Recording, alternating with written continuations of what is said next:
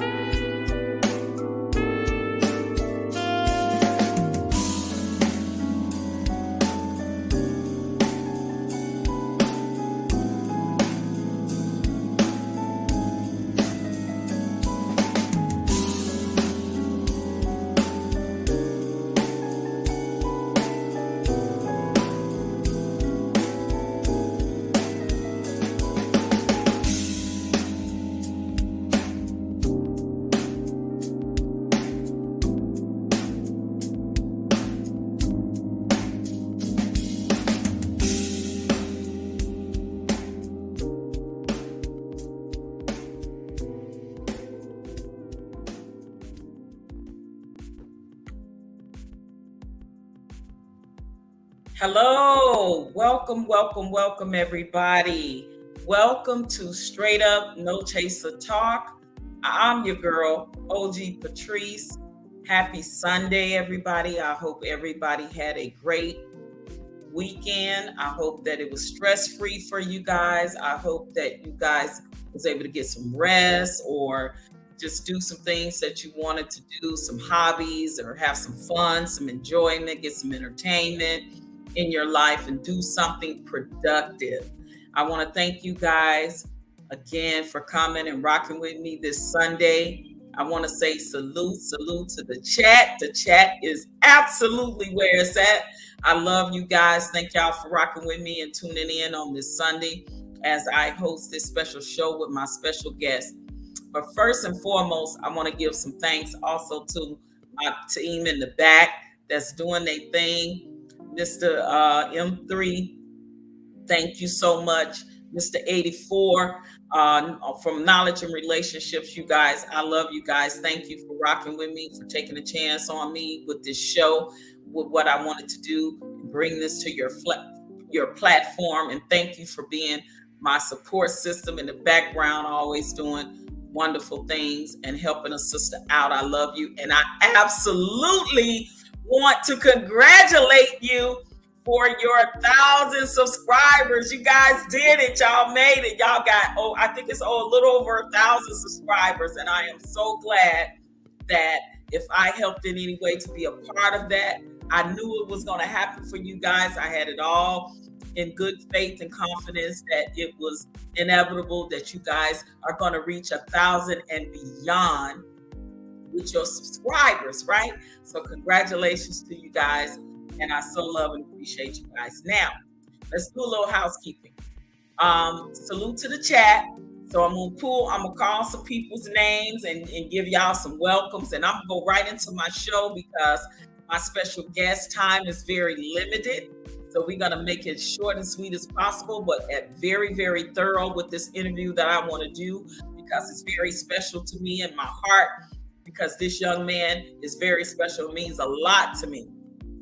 So I want to thank, first of all, who's in the building, in the chat, Miss Jill Chocolate Boutique. Hey sis, thank you so very much. I want to thank the Dominican route. I think I saw him in here way earlier. My brother was in here way earlier. He is a former MLB, Major League Baseball player of the New York Yankees. I'm going to be interviewing that brother soon. Thank you so much. I really appreciate you, sir. Thanks for coming and stopping by and rocking with me. Sister Annie, thank you. Hi, sis. I appreciate you being here. rocking with your girl, OG Patrice, on this beautiful Sunday. I love it. Darrell Long, I see you.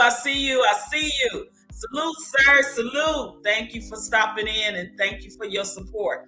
I appreciate that, Neff. I appreciate it. My brother, Vouaghn Bryant. My brother is in the building. Greetings, love, joy, and many blessings and peace to you. I hope you and your lovely wife and your son, your family as well. I hope everybody's family is doing well, guys.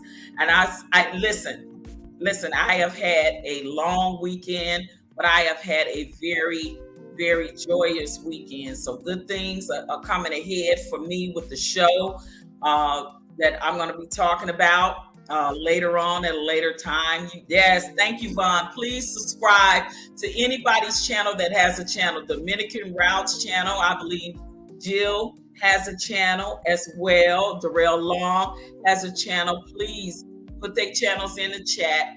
Please support these people that are supporting this platform and that is supporting my talk show. I appreciate you guys so much for stopping in. All right, let's get into it. Let's get right into it because I know that his time is very limited. So today my guest is an absolute amazing young man. I tell you, I met this young man while I was living in Las Vegas, Nevada, even though he is from my hometown. We're from the same hometown of Chicago, Illinois. We both grew up on the South Side. I now know his family, his mother. I know that beautiful queen. I know his lovely wife, Kendall. I remember when they had first started dating, when they met, and they're now married. This man is a wonderful, wonderful brother. He is an activist. He's a minister. He's a father. He's a son. He's a husband. And he is a pillar in the community in Las Vegas, Nevada. And this brother fights so very hard for our people.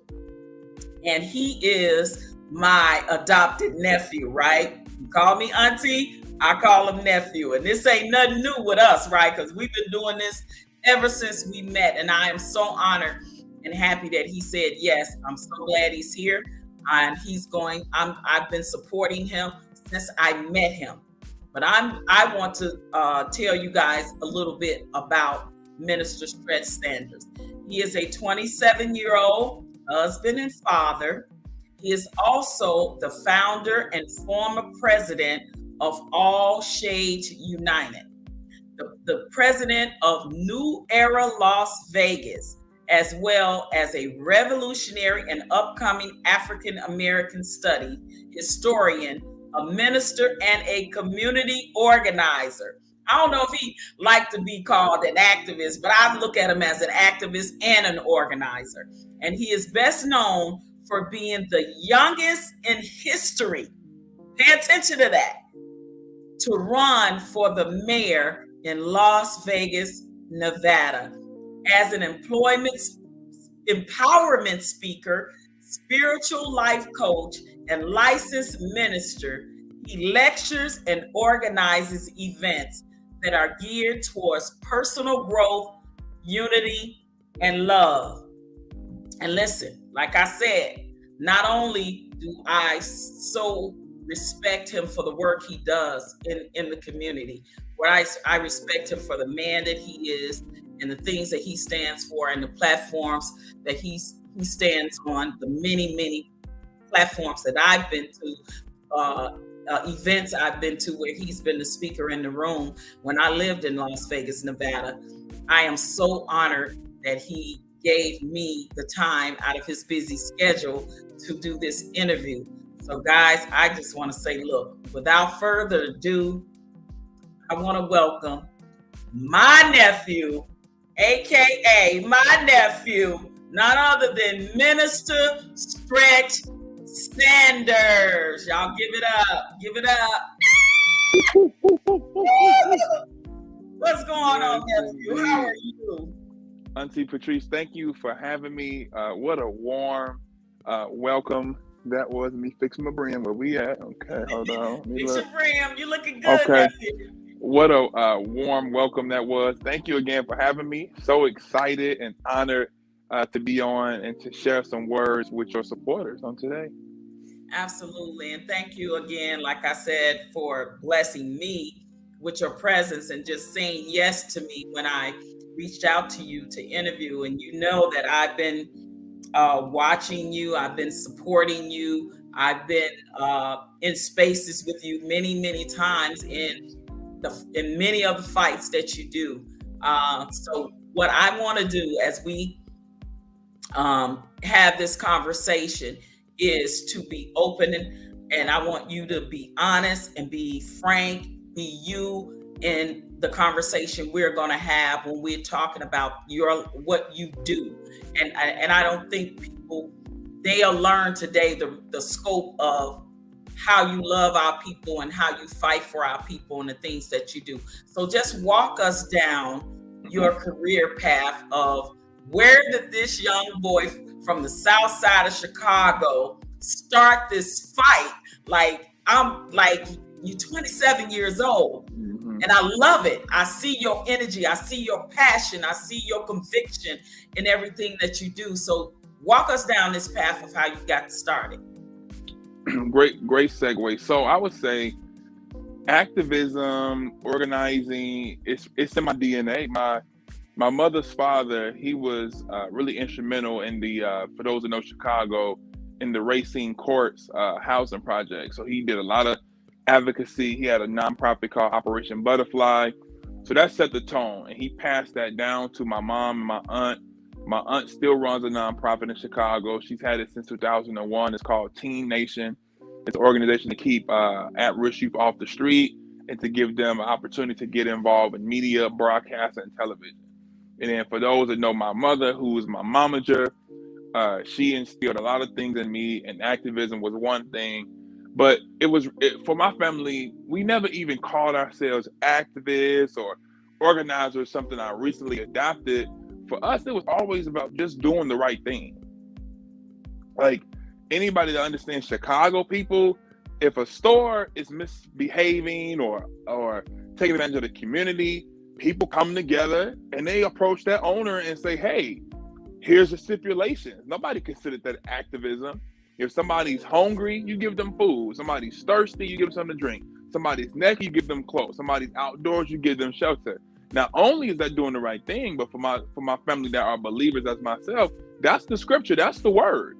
So, being raised in the church, coming from an activism family, coming from a family that stood on principles of taking care of the neighborhood. Even my family, the relatives I have who were really instrumental in the streets in a different way, if you know what I mean, right. They still may have done what they done, but they still took care of the community. They still took care of the hood. So just seeing that coming up, it planted seeds in me. And it wasn't until I moved to Las Vegas where those seeds began to be nurtured and to kind of come to fruition.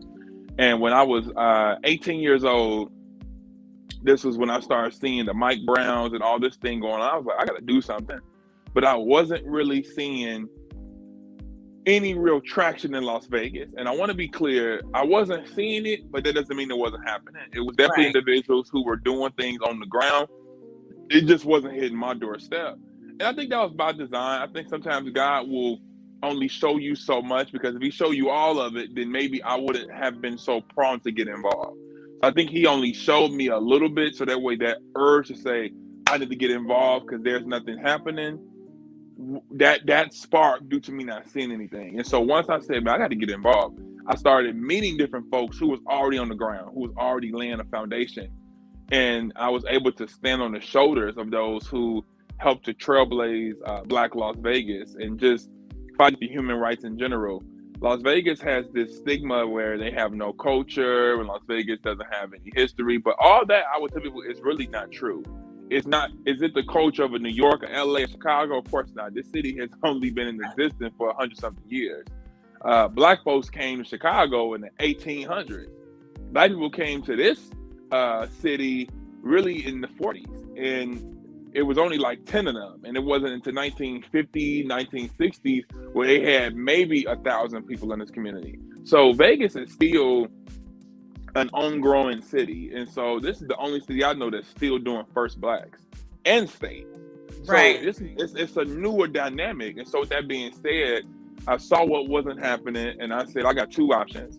I could sit on the sideline and like most people, all that, or I could say, you know what, I need to get involved.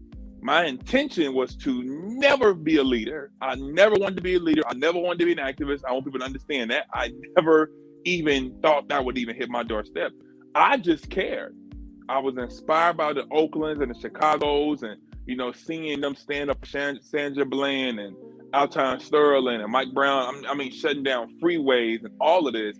And then through that activism, I started seeing the intersectionality of organizing, where not only are they protest on Friday, but what the news don't show you is on Saturday they giving out food. Because the same folks that's protesting coming home with nothing to eat.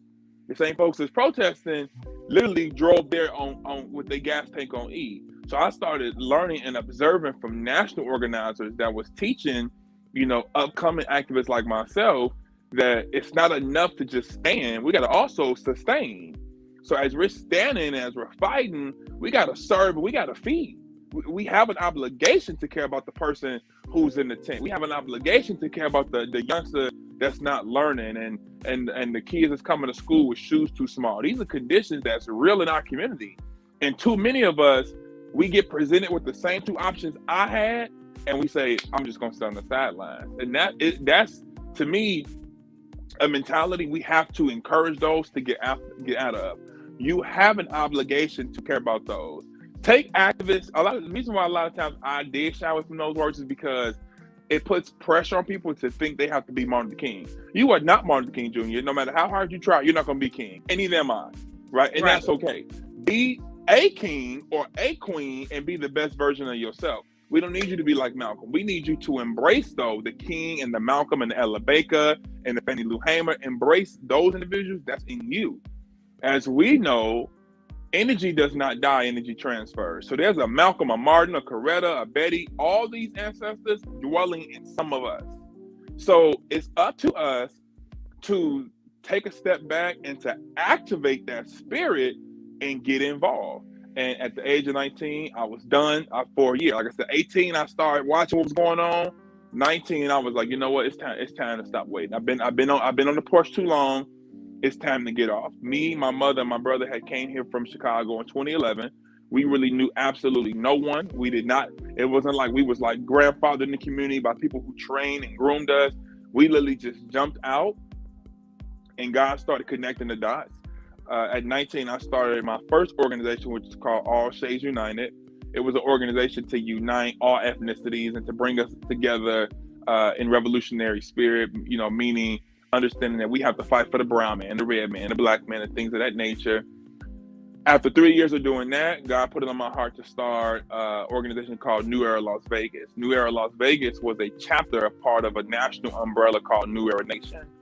Yes. As of May, as of May of this year, I submitted my resignation. So I'm no longer the president of New Era Las Vegas.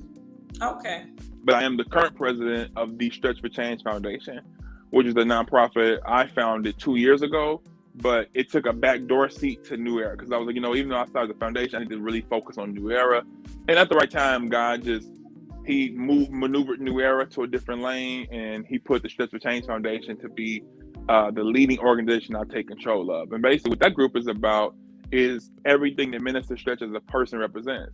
Fighting for those that need to be fought for, speaking for those who are voiceless, standing for those, being authentic, walking in your truth, walking in your power, owning your stuff, holding yourself accountable, holding others accountable, and helping people stretch for the best version of themselves. Not judging them, no heat, no judgment, no negativity, no criticism, but literally seeing something in them and doing whatever you got to do to pull it out of them. That's what my foundation is about, and that's what we do. And we do that through certain advocacy programs, as of our feeding programs, which is Love to the Streets. All the events I do around town. I got one coming up next week, which is our 5th annual Gathering of Black Family. So just those. So the foundation is nothing but a 501c3 version of me as an individual, and that's what we're doing. So I've been in the movement since I was 19. Again, You know, my mom always said, many are called, few were chosen, some just go. I was definitely not one of those that just went. I believe I was chosen to do this work. It is indeed a heavy burden to bear. There are many times and many opportunities where I do question, like, God, why me? You know, you could And have I chosen think, anybody else. Why you know, me? nephew, I agree. I think people don't realize, you know, when you come to an awareness, you know, and you know, a lot of people call it wokeness or whatever. When you come to awareness of, you know, different atrocities that is going on against the Black community, the different systemic racism, systemic things when it comes to housing, when it comes to the criminal justice system, the prison reform system, when it comes to police brutality, when it comes to a lot of these things that people to this day does not seem to realize that these things still happen to Black people. I think they think that we're just standing out there protesting, fighting, going to jail, you know, signing petitions, trying to raise money and having these things. What do they think we doing this for? Our help. So when I met you at one of your functions for the first time. I met you, I met your mom, and I believe your now wife was there at the time you guys had just started dating. And congratulations on being a new daddy. I got the news. Thank you. Kid number 2. Number 2 is on the way. Tell Miss Kendall I said hello.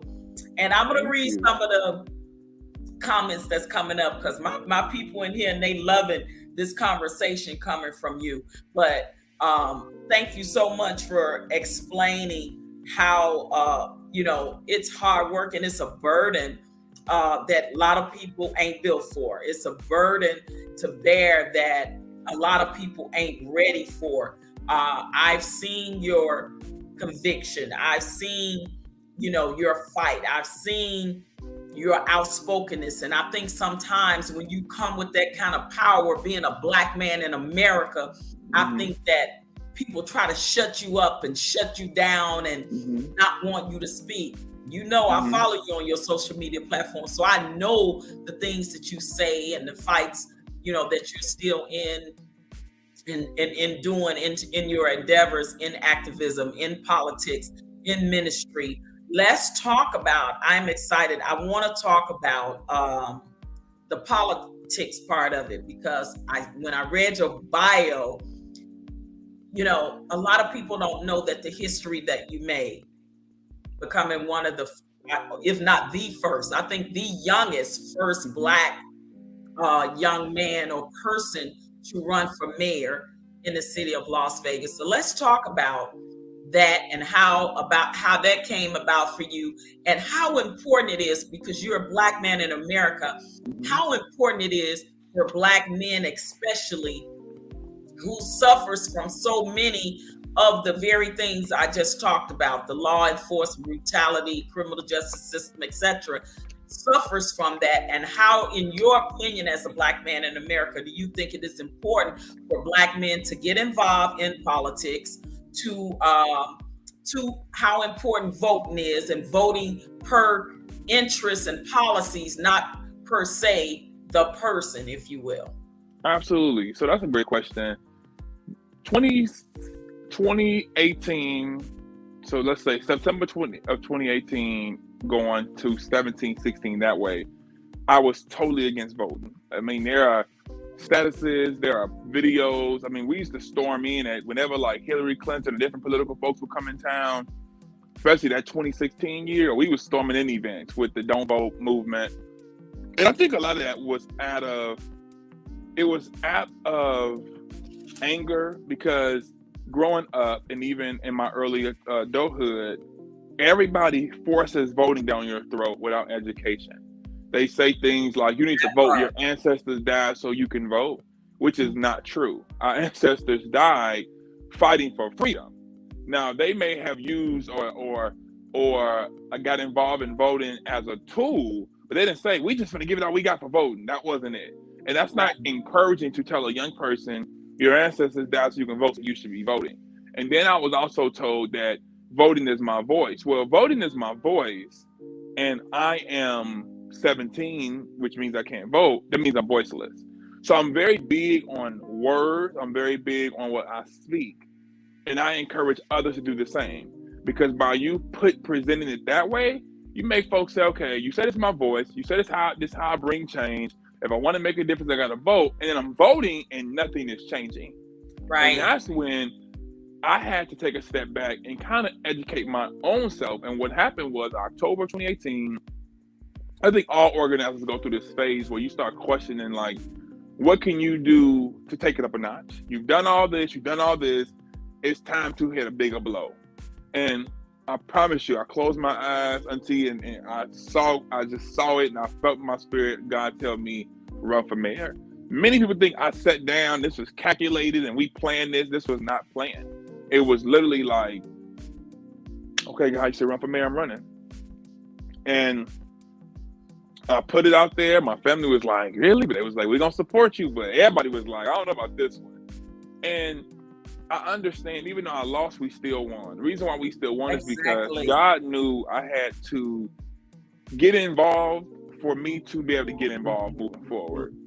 He also knew that if I did not vote, or if I did not run, I would never vote. So therefore, by me running, now I got to come back and be like, y'all, I know I told y'all don't vote, but listen, April Fools. I was just right, JK. And that's okay, right? It's okay sometimes to realize something and have a change of heart and a change of mind by your own experience, because it took you to listen to what your inner voice or what God was saying to you to make you decide to run and to even break that kind of history. Like you said, we are still in 2022 saying the first Black person to do this, the first Black person to do that. It's like, why are we even still have to have that type of conversation? And when you reached out to me, you was like, Auntie, I'm running for mayor. Would you support me? What did I do? No questions. What you need? I supported you. I supported you in any way that I could. A few functions that you had. I just looked on my social media not too long ago. It was 4 years ago where you had that rally at the Martin Luther King where you spoke when we doing the time when the BLM was going on and all of that, and you were speaking about the protection of Black men, and I came out and I supported. I sung at that event. I sung at, and so for me, it's nothing new with this, but in politics, being a Black man, first Black man to run, young Black man to run for mayor in Las Vegas, that set a precedent, like you said, and encouragement. What would you say on the importance or try to encourage other young Black men to get involved in politics and realize the only way that we're going to get things done is to become a part of the solution? So what I would say to that is I would encourage Black men in particular and our community in general to understand what politics is, the science of politics, the difference between the federal, the state, the local, understanding that everything is political. Like this water and this bottle and this name and this brand and the plastic, all that was a political move. Everything's political. Everything may not be electoral politics, but everything is politics. Right now, somebody's voting on the amount of water supply. Somebody's voting on how many backpacks we're going to give out. Somebody's voting if we as an organization are going to come out. Voting, Robert Rules of Order, all of that is a part of life. People making motions on your behalf. People saying, hey, I second that. We should go forward with that. Politics is everywhere. Now, what I will tell individuals, after you understand that everything's political, is understand that voting is not the end-all, be-all. The reason why we vote and we look and don't see things really changing is because we're voting and going home. The easiest thing you can do, Auntie, is vote. That takes no real effort. Anybody can stand in line for an hour and vote. That's not doing anything. I'm not dismissing or diminishing voting, but I'm saying what makes voting impactful is the follow-up. Anyone can show up and just vote. But if we vote for a qualifiable candidate and then come around and attend the city council meetings, attend the commissioner meetings, attend the school board meetings, knock doors for them, donate. See, we want to just, we want to get a candidate that has the qualifications, and we don't want to carry them over the hill. And then we think that when that candidate gets in, they owe us something. Number one, to get the right candidate in, you got to really surround that person with the resources. It's not enough to say, I just support you. We need you to get out there and physically do something, whether it be donating financially, knocking doors, hosting fundraisers. And then once that person gets elected, we don't just hold them accountable, because it's easy to say, I'm holding Commissioner so-and-so. What about yourself? What commitment? See, I'm not playing the blame game or pointing a finger. What personal commitment do you own? You got stake in this community. You live in this neighborhood. You live in this state. You pay taxes. It's not enough for you to say, I voted, now you go ahead and rescue me. That politician is not a genie.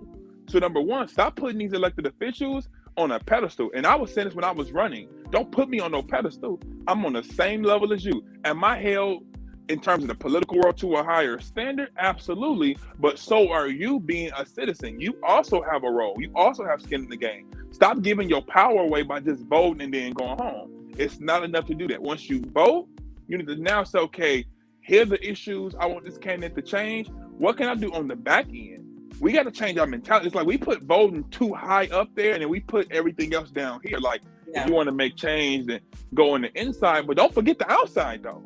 Yeah, I agree. I agree totally, nephew. And I would say that Black people especially need to stop buying into the charismatic conversation, the dangling of the carrot, the shiny object, the things without checking out the person's policies, what they stand for. And specifically, we have not had a politician that have given Black people specifically something, right?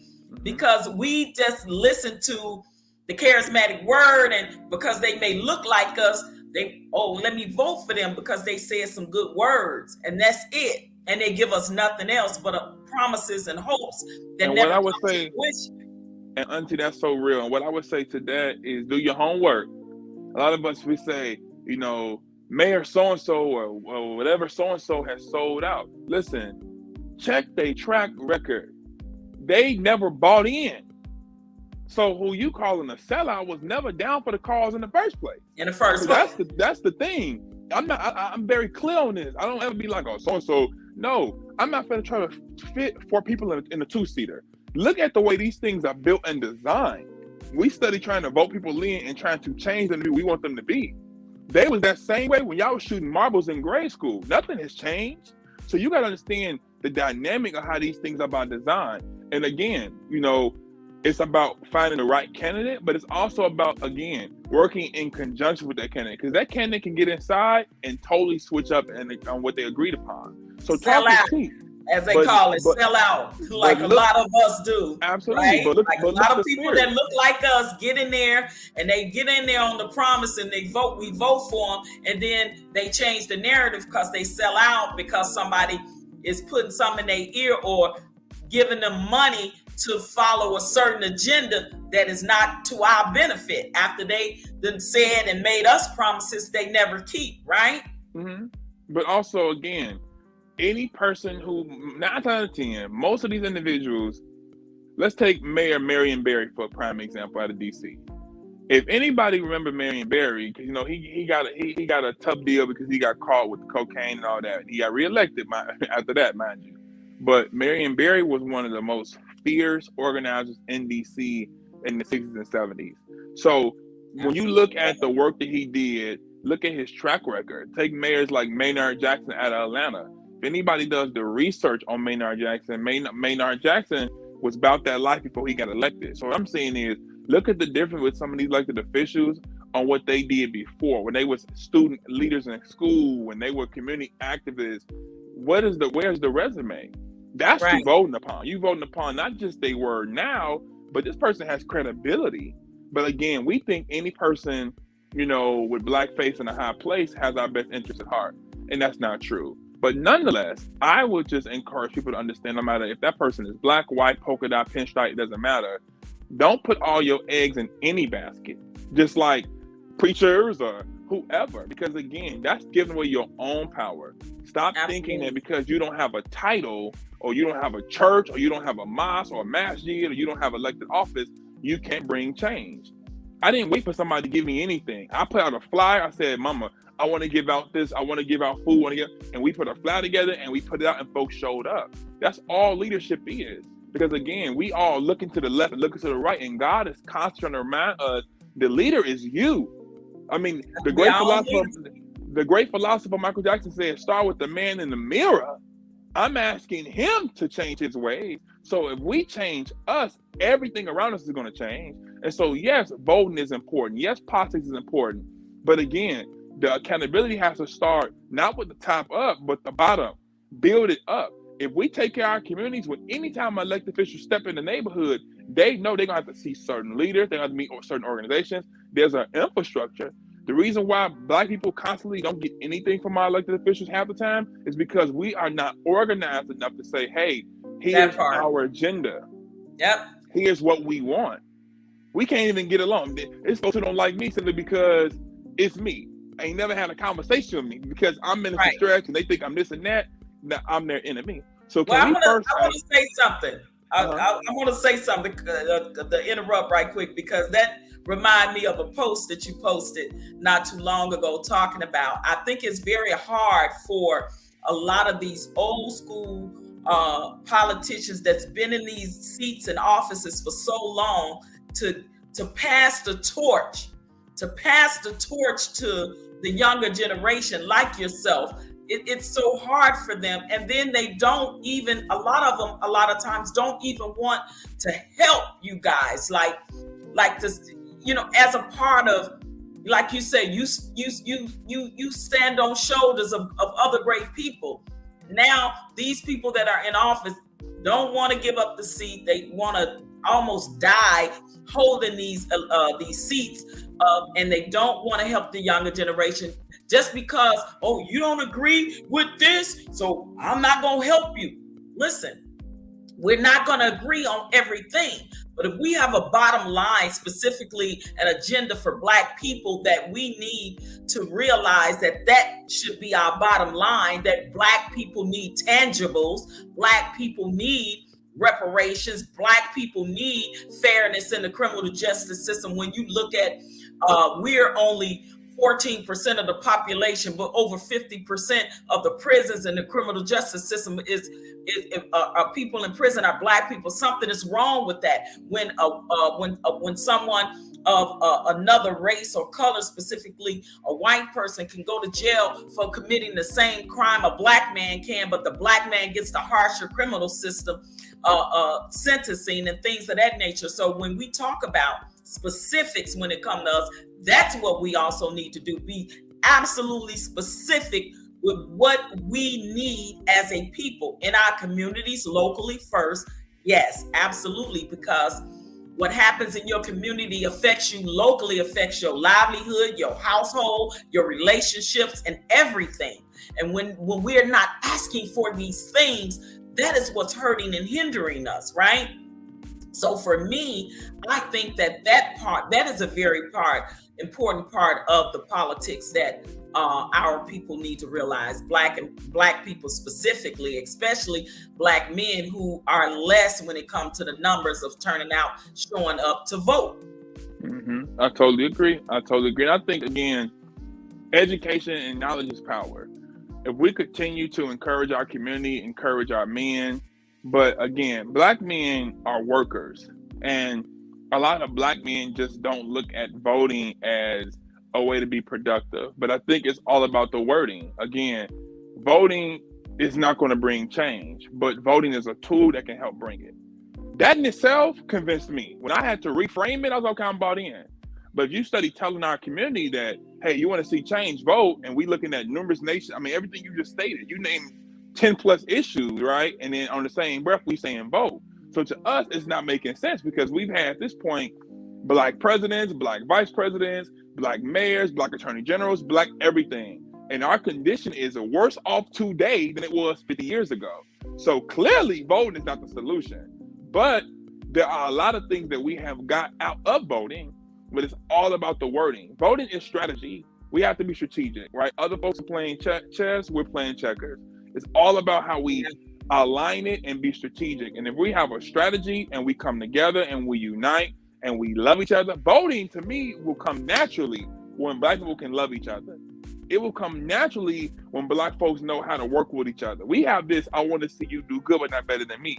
It's so many issues that we touch on. The voting, that's the least. That will come naturally. If we get us together and take care of the whole man, mind, body, spirit, and soul, I'm telling you, we'd be so deep at the pole, they had to send some of us home. But because again, there's this complex and there's this stigma we have as Black individuals, we can't even get past to even have that conversation because we're so divided and we're not in sync. Absolutely. And I want to get some shout outs right quick. Thank you guys so much for tuning in to my conversation with my nephew, Minister Stretch Sanders. Vouaghn, thank you so much for being here. I see my cousin Etta all the way from Chicago is in the chat. Hey cousin, salute to you. Thank you for being here. I saw Wally in the chat earlier. Thank you so much for tuning in. I really appreciate all the love and support you guys are giving me. And I know my nephew got to go soon. He's very busy, but he did tell me that he will be willing to answer some questions that any of you guys may have before I send him off to leave us very, very shortly. But anything else you want to say before I bring up some people on the platform to ask any questions they may have for you? Nope, I'm ready. Okay.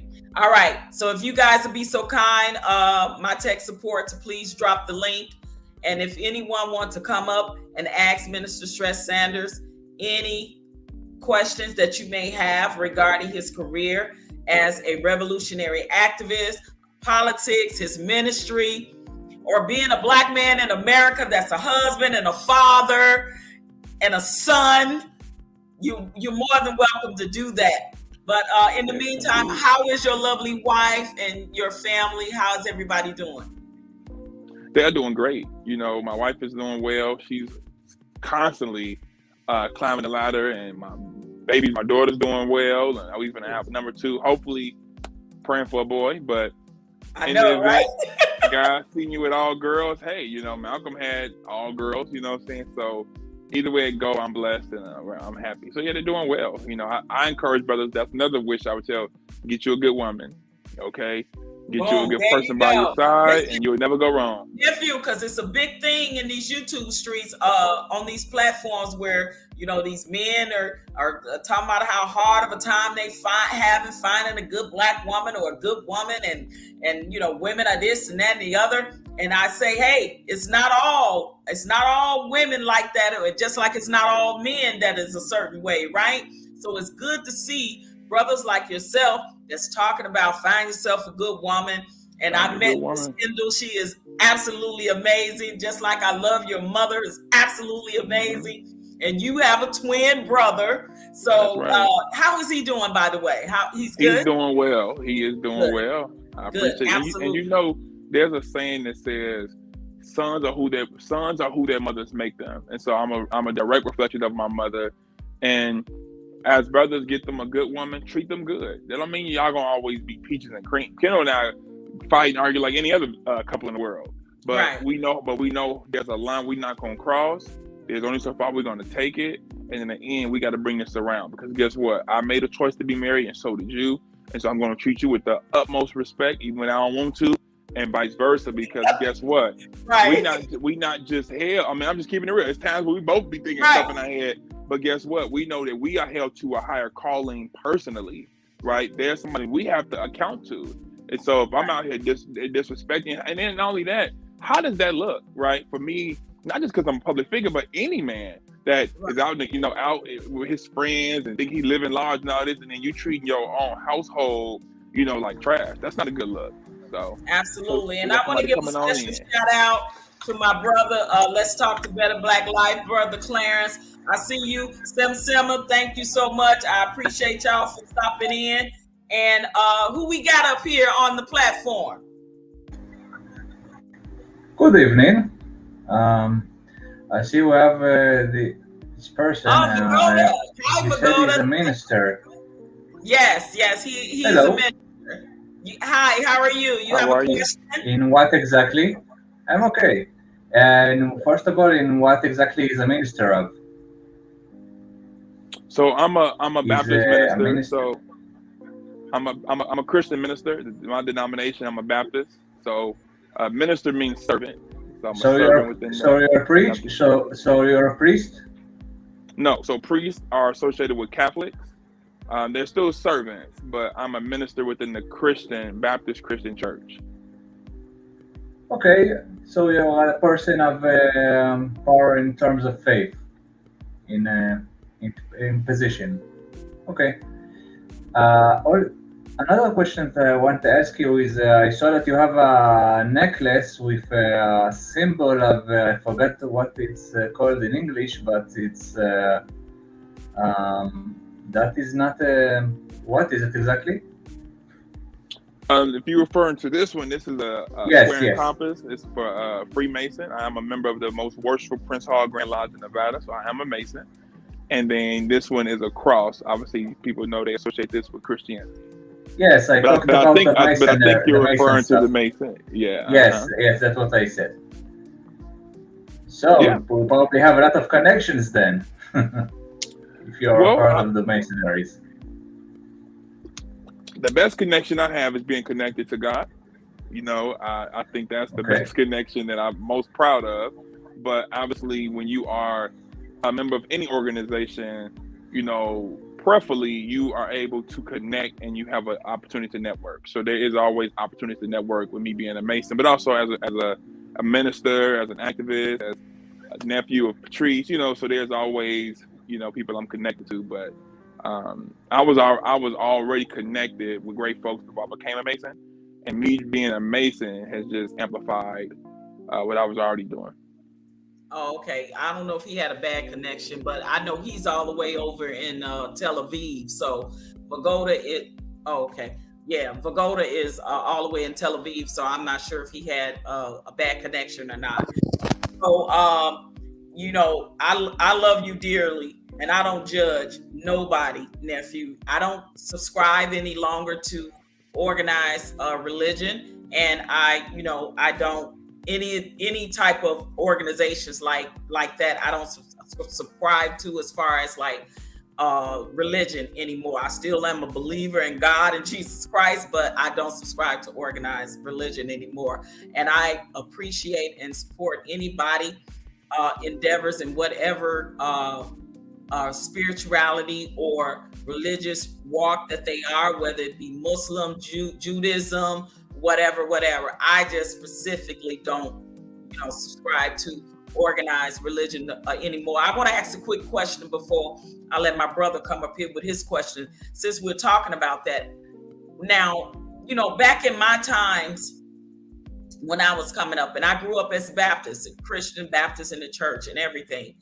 I watched the Black church be pinnacle in the community, right?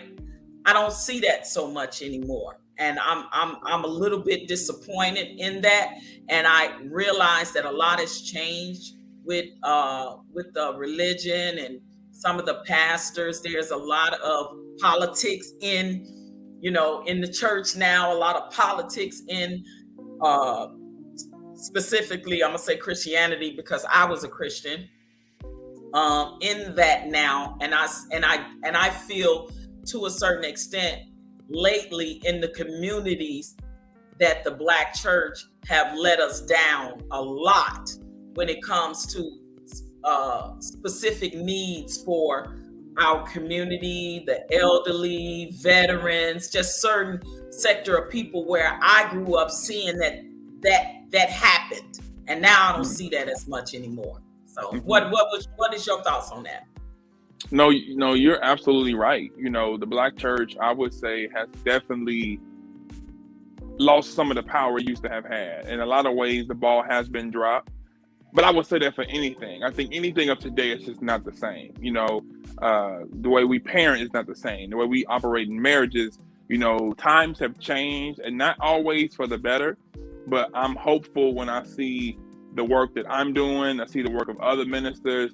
Are we a minority? Absolutely. You know, but again, all it takes is one. If you could touch one, then that's a good start. And so I don't try to put a whole lot of pressure for me to try to be the best minister or try to prove a point to folks that Christianity is coming back and we're alive. It's not even that deep for me. It's really about, me being true in my own walk. And I understand again that there are people who have hid behind the cross, hid behind the pulpit, and they did not walk in the way that Jesus did. But again, you got all different faiths who do that. And so all I can do is tell people, all I can try to do is be the best minister stretch, and for the preachers who aren't doing, if people are not watching, God is slowly but surely putting them up before folks that really see their true colors. And so, and the pandemic showed that a lot of churches was closed that did not reopen because God is not playing with his people. And he's looking for folks who are really serious about doing this work, who are genuine, who understand that being a Christian, one's faith is not what you profess, it's what you practice. And it's not about speaking in tongues and shouting up and down. All that's for show. What are you doing when you leave? Right? Sunday's a huddle. So when we say, all right, we're dismissed, amen, that's the huddle, right? People don't go to the games for the huddle. They go to the game to see people get on the field and do what you got to do. So once we say, amen, you are not dismissed, that's for all Christians to get the work. And it's unfortunate that a lot of us don't understand that. We have turned church into a fashion show. We turned church into a entertainment. I mean, you got churches getting rid of pulpits and they got full-blown stages with sound machines and smoke machines, and so it's a lot of buffoonery going on. But again, I try to just look at it like Honorable Elijah Muhammad said, clean glass, dirty glass. Put what I got next to the other one and let the chips fall where they may, and folks will really see the real from the not real. So absolutely. Well, I have my brother up here, Coach John Dijon, former Major League Baseball with the New York Yankees, up here on the platform. How you doing, brother? I'm doing good. It's just an honor to be on here with both of you guys, Minister. Man, you're so young and you just know so much, the wisdom and just the knowledge, and your sister OG Patrice. I talk about you all the time. You're just an amazing person. So, man, I really love the message that you all are giving. I just wanted to just come on the platform for a little bit. I have a live in about 45 minutes, but I have a question. I might be jumping subjects, but if that's okay with you, Sister OG Patrice, is that all right? Fine. No, that's fine. Go ahead with your question. All right. Being that you and your wife, and congratulations on your wife, and you just having a strong relationship. Being that you guys being out in the limelight so much, how do you handle, and how does your wife handle like certain situations when it comes down to a woman being in your face, or a man being in her face, and how do you all handle that? And what do y'all have a trust? Do y'all have a talk, or because I've ran into that issues in my past relationships, me not cheating or doing anything around the jealousy and just the envy coming around and just the assumptions and things like that. So I'm gonna hand it over. No, I appreciate that. I've done, this is probably maybe my 4,000 interview I've ever done, and I've never been asked that question. And I appreciate that because it's important for people to understand there is a backside to this. It's a lot of brothers that get caught up. They say 3 things that bring a man down: power, sex, and money. And so a lot of brothers, they get sidetracked, right? And a lot of women, they come with all 3 of those things, married men and all. And so something I've practiced, me and my wife, we're very transparent. My wife is not no fool. And so I tell brothers and sisters, you are the public eye, listen to your spouse. When your spouse say, but I ain't feeling her, something is off, listen, right? And something I was raised upon was don't put yourself in a position to ever be questioned. And so when I meet one-on-one with sisters, we're in a public space. If we're at an office, the door's open. I try to have another person in the room, preferably another sister or another brother with that sister. So there are certain ways I move. And again, in the early days, it was difficult for my wife because I was already an activist when I got with her, and she had never been introduced in this life. She comes from a very just regular lifestyle, and get with me, and it's like, whoa, you said you was an activist, but you didn't tell me it was like this. But setting boundaries, people will call me at 1 a.m, talking about absolutely nothing. And so we had to set those rules. After a certain time, we shut the phones off. I don't do certain things on certain days and things like that. And once you tell a few folks, the word spreads out. I would be lying to say that my wife has mastered what it means to be a wife of a public figure. I think it's an ongoing thing because I'm still not mastering it. I had to learn when I go into a store, it's not a place in Las Vegas I can go where I don't get recognized. And when I would go into a store, somebody said, "Hey, Minister Stretch," and I'm like, "Hey, how you doing?" Rude. They would go and tell somebody I was rude, I was dry. I'm like, I don't even know you, dude. And so I had to learn when they say, "Hey, Minister Stretch," unfortunately, I got, "What's my main man? What's up, nigga? What's up? What's right on, dog?" They want all that because if you don't do all that, then to them, you wasn't genuine, you wasn't this. And unfortunately, that's just become the territory. When you are a public figure, there is no private life. It's lights, cameras, and action. But what me and my wife try to practice is, looking at that will overwhelm you, and you will automatically associate this life as being always so demanding and this and that. But there are also a lot of perks, and I don't want to throw all those perks out. But there are a lot of perks that do come with being Minister Stretch, and definitely being the wife of Minister Stretch. And so we just look at that. We thank God for those, I wouldn't say perks, but those blessings that come with that. And the things that may be overwhelming, we ain't the first ones to go through that. But I believe, again, it's about setting boundaries and having balance. I'm a public figure, but I do regular things. We go to the park, we don't go on couple walks, and we go on just vacations, or just have a normalcy. When I come in the home, I'm Vance. I leave that Minister Stretch thing at the doorstep. When I come to my house, I'm not Stretch, I'm not Minister, I'm Vance. That's who my wife know me as. I'm Vanny. That's the family nickname, and I stay in Vanny. Once I put this hat on and these chains and this jacket, it's Minister Stretch mode. And so just understanding, okay, which hat we in. When I deal with her and I talk to her, I try not to come at her giving her lectures like she's a community person and I'm Minister Stretch, and just be a husband. So it's a lot of work in progress. I made a lot of mistakes, neglecting my family, neglecting my wife, not being home a lot.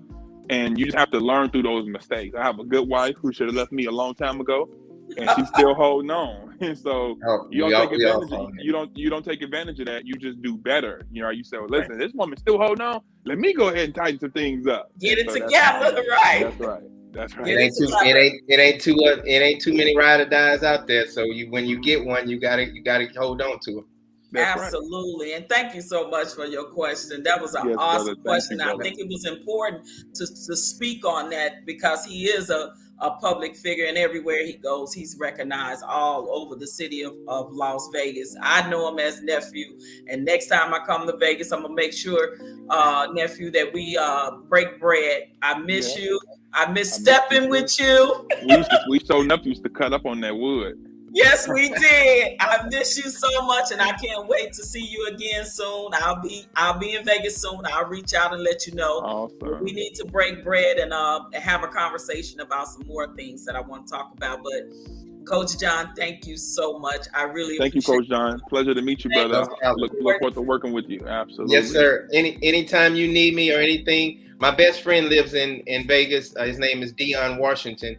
And we played in the Yankees organization together. So I have another person to look up when I come to Vegas. Yes, please.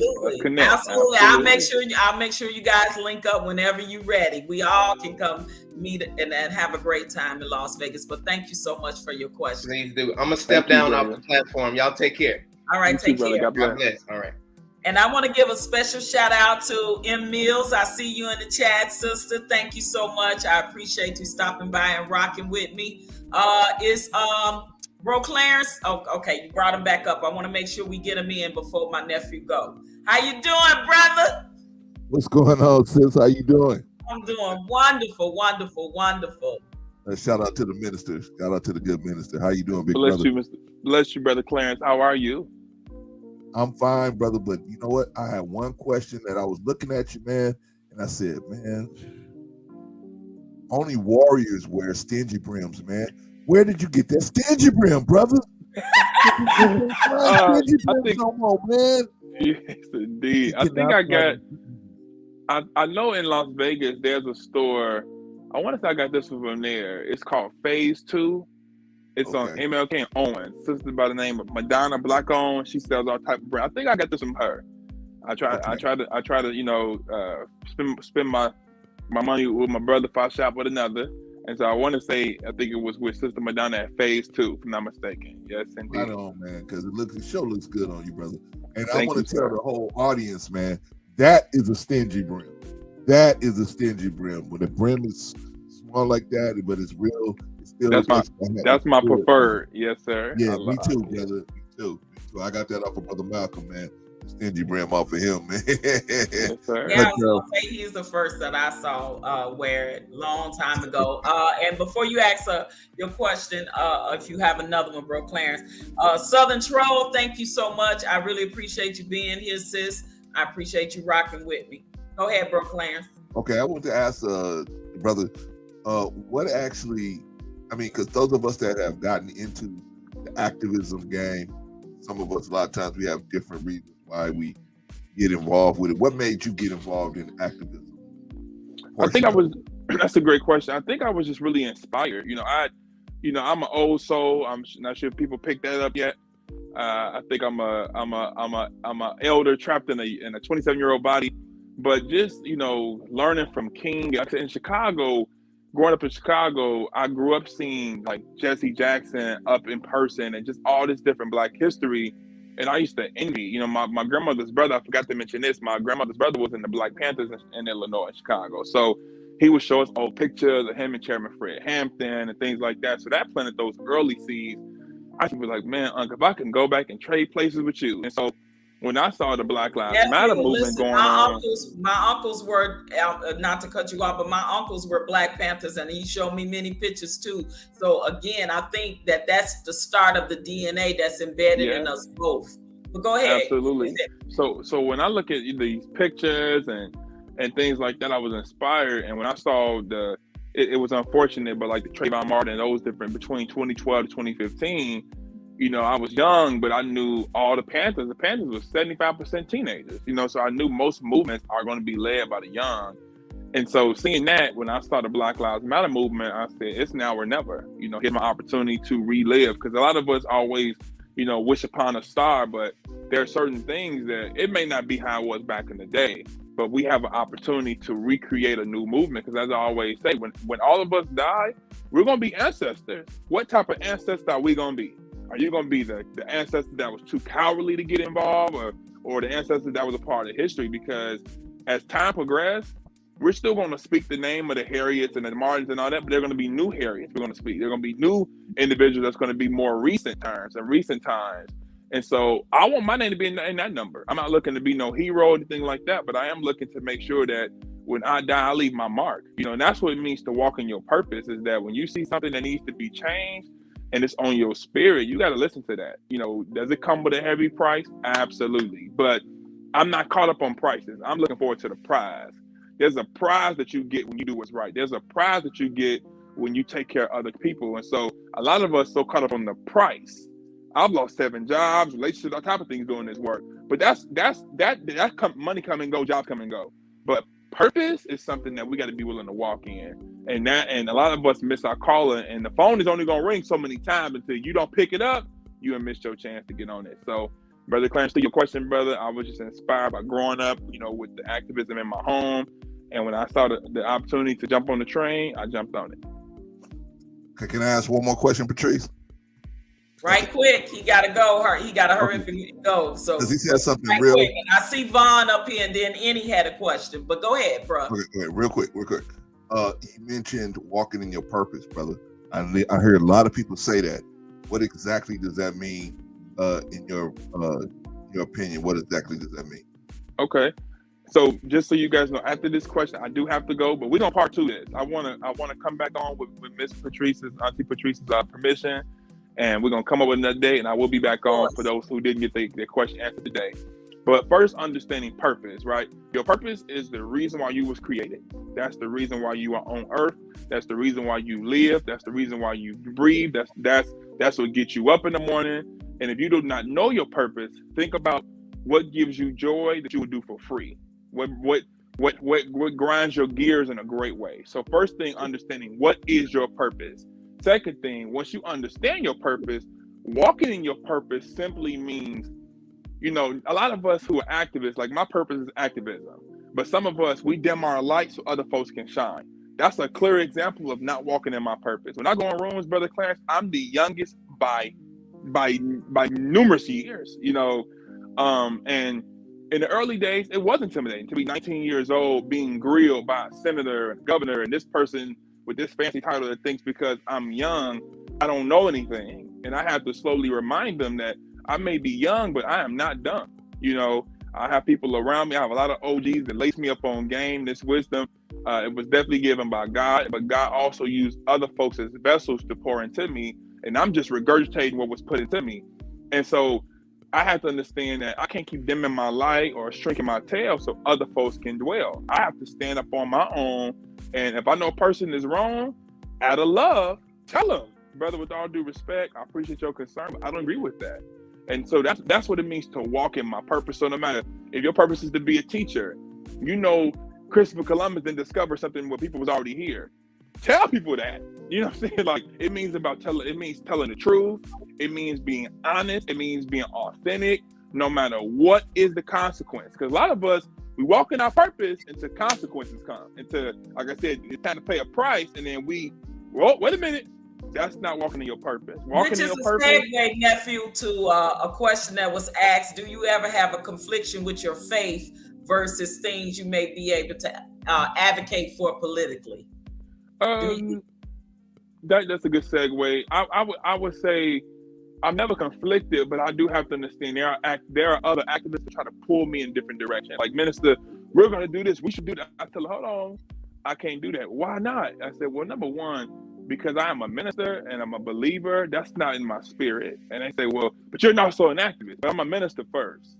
And so a lot of people that's in the pro-black movement, sometimes we clash because they want to do things that's not in my alignment. You know, I'm not the biggest. I'm not prime example.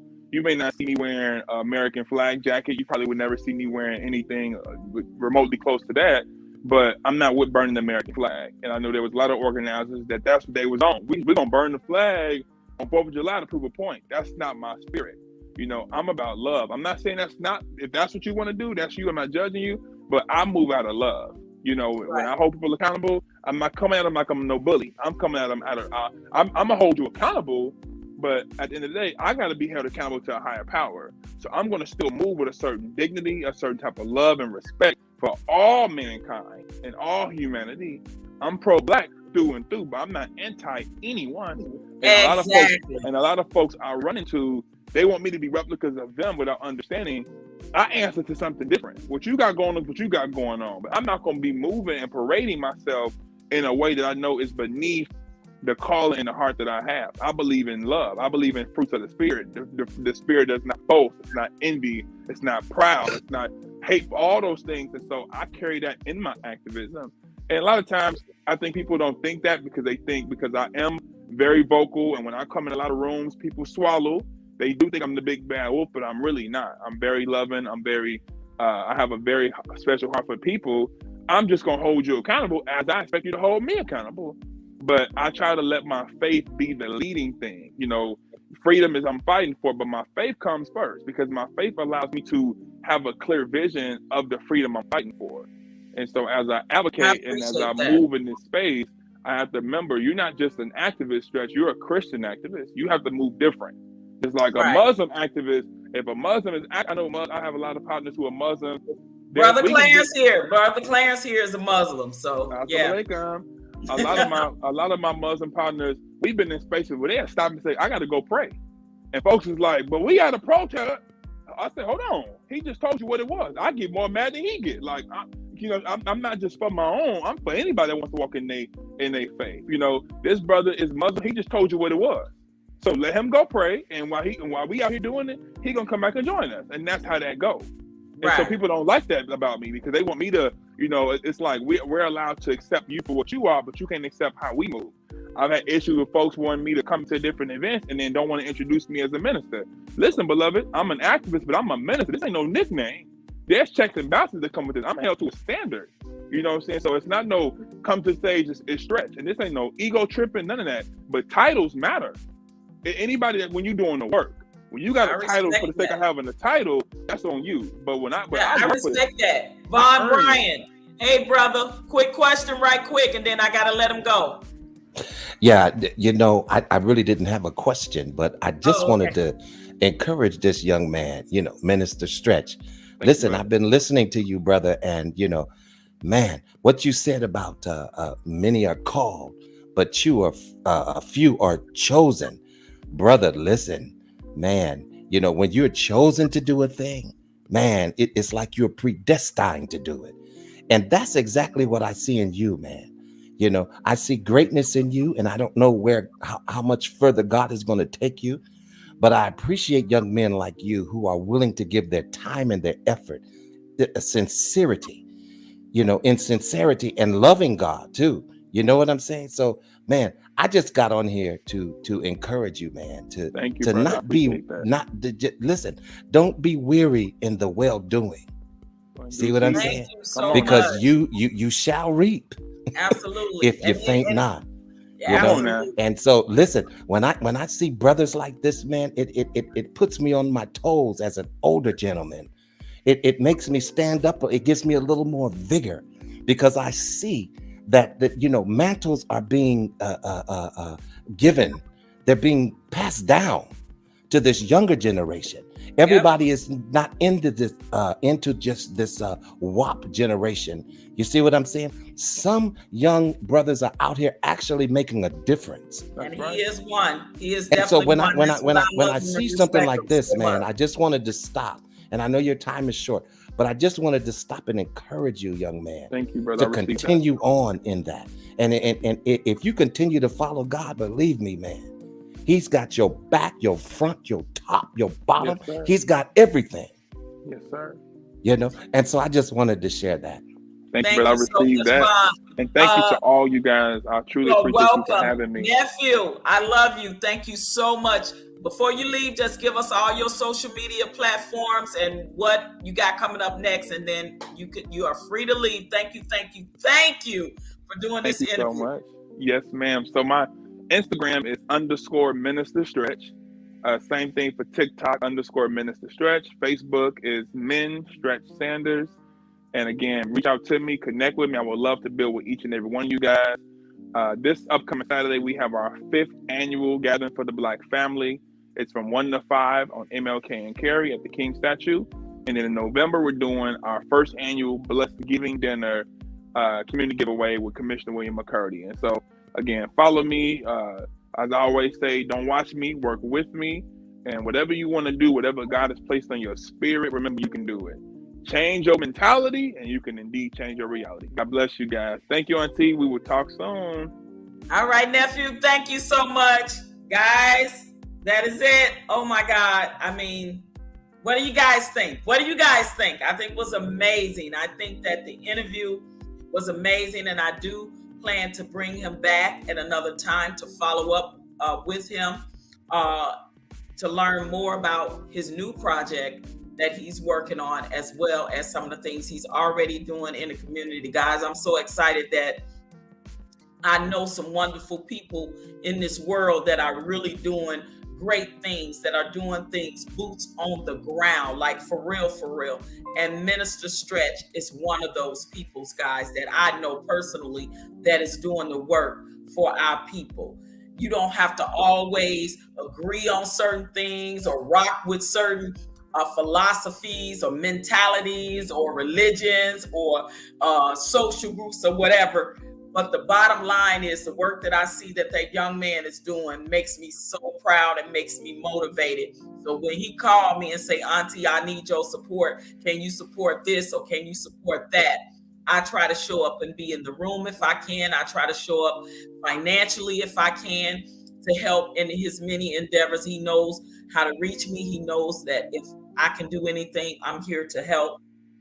Because like the young minds of people that are out there fighting and that we're passing the torch to needs to be upheld. If they're gonna stand on our shoulders, we have to have the shoulders right there for them to stand on. We cannot put stumbling blocks in the way. We cannot hate on them because we don't agree on everything. If we see them that they have a bottom line, that they are fighting, guys, for the betterment of our people, then we need to be able to rock with them. That's period, point blank. But listen, I'm gonna digress from that. I enjoyed this show. Thank you guys so very much for rocking with me. I want to thank everybody that came on the platform and asked the question. Thank you, Vouaghn. I appreciate you coming up. Thank you to Coach John Dijon. Thank you for your question. Brother Vouaghn Bryant, my brother, bro Clarence. Guys, thank you all for coming up and asking the question. Listen, I keep saying this, and I'm going to continue to say this as long as I am in these YouTube streets. If you don't stand for something, you will fall for anything. And thank you, Mills. And in order for us to realize that if we as a people are asking for anything tangible, are asking for anything for our people, we have to get out there and we have to fight for it.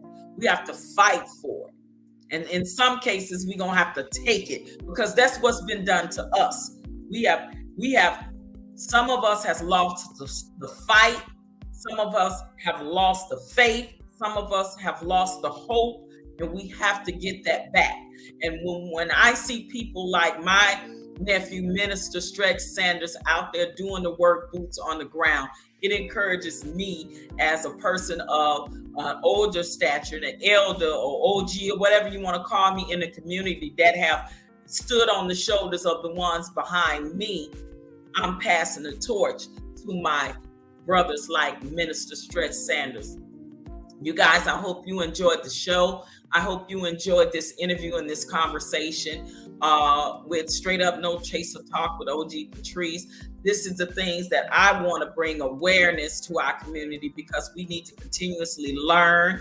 We need to continuously grow. We need to continuously prosper, and we need to continuously be aware of what's going on in our communities around us and the things that affect us, and how important it is in order for us to have a Black agenda, to be in the room with people that make the decisions that's going to affect us as a people, as a whole. It is very important for us to show up, to be in the room. I say this all the time.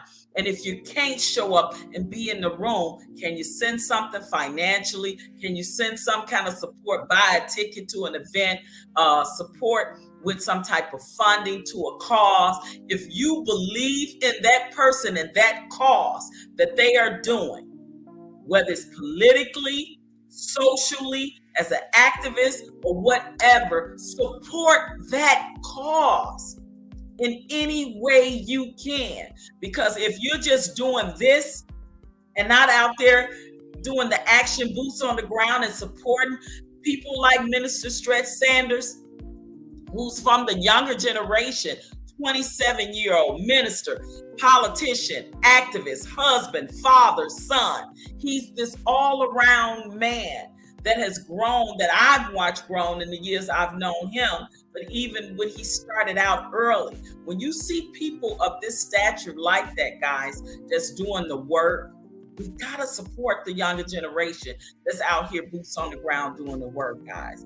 I want to thank you guys once again. Salute to my chat, y'all. I love y'all. Y'all rocking with your girl.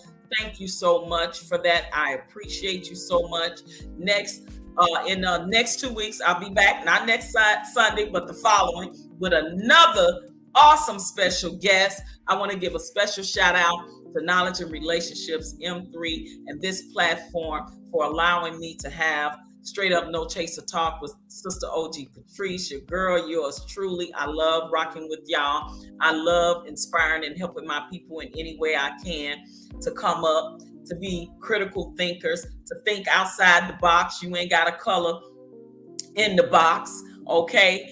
We always got to stay in the box. See, when people always try to get you to stay in the box, don't color, don't draw outside the box. What that leaves you trapped, right? You get trapped into somebody else's thought or vision of what it should be for you, and you should never allow that. Don't ever allow no one to put you in the box if you are not that type of in the box type of person. Always draw outside the line, color outside the line. It's okay, and you don't have to be a one thing, a one-dimensional type of person. You can be multi-dimensional.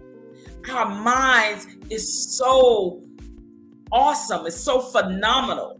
It starts with the thought. The thought starts with the vision. The vision starts with the goal, and the goal starts with the go-getting of it and making it happen. And that's what I want to see for my people. I love you guys. Thank y'all. Y'all have a good night. I want to, again, salute to the chat, salute to the panel, and salute and thank you, my very special guest, my nephew, the Minister Stretch Sanders, and congratulations to you and your family again. My continued prayers and support to you all. I love y'all. Thank y'all for rocking with your girl, OG Patrice. And I'm going to be signing off now because I got a meeting I have to go to. But I love you guys, and I will see you guys in 2 weeks. Peace. Hello.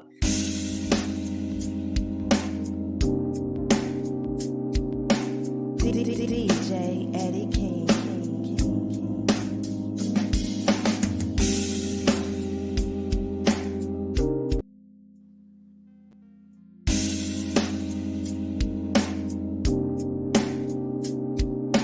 DJ Eddie King.